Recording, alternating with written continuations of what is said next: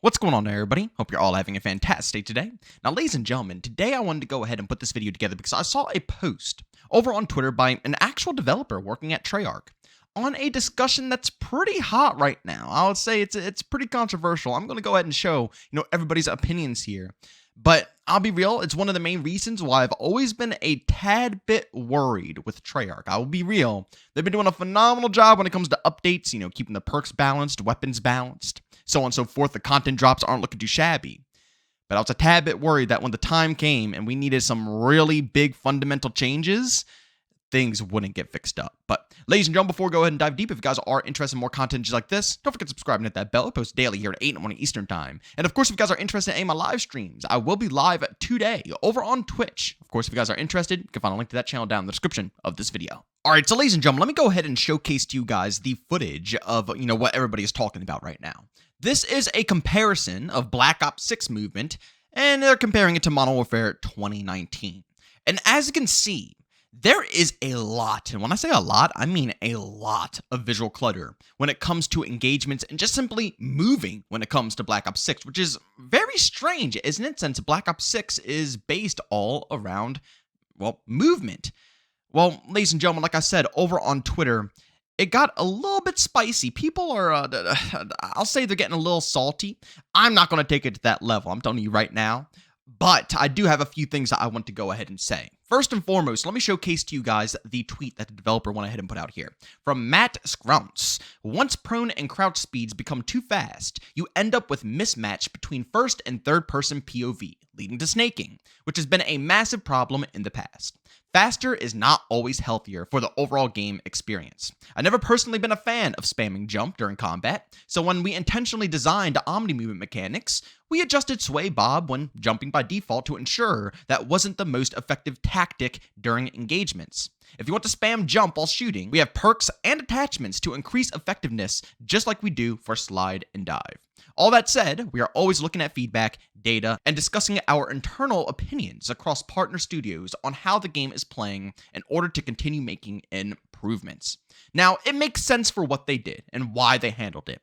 The way that he mentioned snaking, yes, it has been a pain in the butt in the past here, where, basically what snaking is that you can spam prone and, stand back up, prone, stand back up. And basically, it would give you a little bit of a snaking effect, but it basically gave the person who was using this technique a massive advantage in gunfights, especially when they're using this behind cover. I mean, that's all you saw. If you guys remember back to Modern Warfare 2 2022, I mean, the whole competitive scene was an absolute joke because you didn't even see anybody rotating. Everybody was just holding cover and snaking behind the cover. It got to a pretty rough point, dare I say. But I'll be real with you guys. I don't think that this is the best change here, if I'm going to be completely honest. I've said it many times before, especially in some of my previous videos where I actually praised Treyarch for improving stuff like the mantling speeds. But this game, from the ground up, feels like a game that is designed for movement. Am I right or am I wrong here? If this was Modern Warfare 2 2022, even Modern Warfare 3 to a certain extent, I could see it being a little bit more welcome as a welcome addition from the community. But this game, in no way, shape, or form, says it's no movement. Okay, when I look at Black Ops 6, this game is so heavily based around movement, it's insane. And again, let's be real here. What was the biggest selling point for this game, right? When they were putting out all their trailers and all the things to hype up the community, I mean, the prestige system was definitely one of them, but that's not really new. The biggest selling factor was the Omni movement. That right there is what got everybody into the experience, got everybody excited. I know me, myself, personally, I was. You can go back and look at all my videos. I was saying, it's a pretty average COD game. It's not really anything too special, but the Omni movement adds a nice charm to it, especially the more that you learn it. So in my opinion, when I see the devs coming out and saying that they purposely are putting this stuff in the game to slow it down, it just seems like the opposite, does it not? Again, the game was advertised with heavy, fast movement, and now we have a dev coming out saying the complete opposite, where, they want the movement in the game, but at the same time, they're not fans of jumping and, all this other stuff, so they are adding some penalties to even it out. I think it's honestly a little bit deeper than snaking. Because, if we look at a little tweet here from Marksman, I think he puts it here best. Snaking is annoying to deal with for sure, but I'm curious how much of the player base has to deal with it. Are we punishing 90% of the players because the top 10% are snaking? Not to mention, it's also possible to snake in BO6 right now with current speeds, so it's not gone. But he makes a really good point here. Not only pointing out that you can still snake in the game, so what they did didn't even benefit anything besides, I guess, benefiting the developers with not having to, have people b-hopping.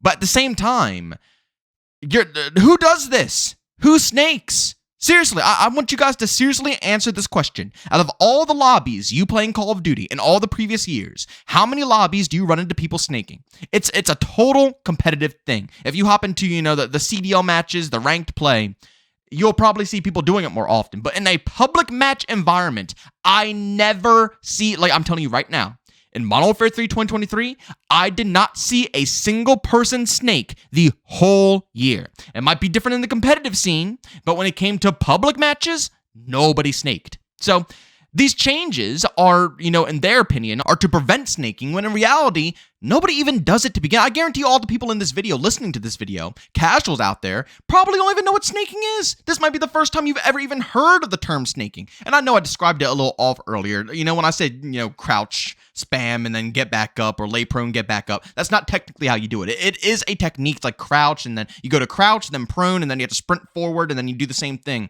It's a weird combination, but regardless, who cares? At the end of the day, seriously, how many people even know of this technique? Look, man, I am all for the developers coming out and communicating with us. Seriously, I am all for this in every way possible. But this is going to be a huge turning point for these developers if they are indeed going to listen to the community. Because right now, it's an overwhelming response that people do not want this crap within Black Ops 6, especially when the movement is so smooth. It's completely a counter to having such cool movement like Omni movement. It's a complete counter. And you guys know me, I've been saying this for a long time now, but when it comes to my FPS experiences, especially the more arcadey style games like Call of Duty, X-Defined, Battlefield, all that stuff, I don't want anything interfering with my accuracy, my scope, whether I'm crouching, proning, jumping, or just shooting the gun in general and having a bunch of debris kicking up in my face so I can't see. I don't want that in these style of games. As much as we say they're casual, they're also partially competitive. And in these games, all it takes is one mistake and you won't see anything and you will die in a blink of an eye. Even when it comes down to the blueprint bundles that you see in the store, I see tons of people showcasing, video footage of the tracer packs where it disintegrates enemies and stuff like that. And when that happens, it leaves a huge mist of crap that you can't see through and everybody can hide behind it, and it makes, the engagements hard. Tiny things like this interfere with the gunplay. And again, I've kind of moved past with a lot of these blueprints, but when the weapons themselves in a game that's so fast-paced have these features introduced, I don't think it's a good move. I'll say it again. I really hope the developers will prove right here, right now, that they care about this game. Because, as I said in the beginning of the video, Treyarch has been cooking. They have been cooking when it comes to updates, what they're introducing into the game, perk, adjustments, weapon adjustments, all of the above. They've been doing a good job.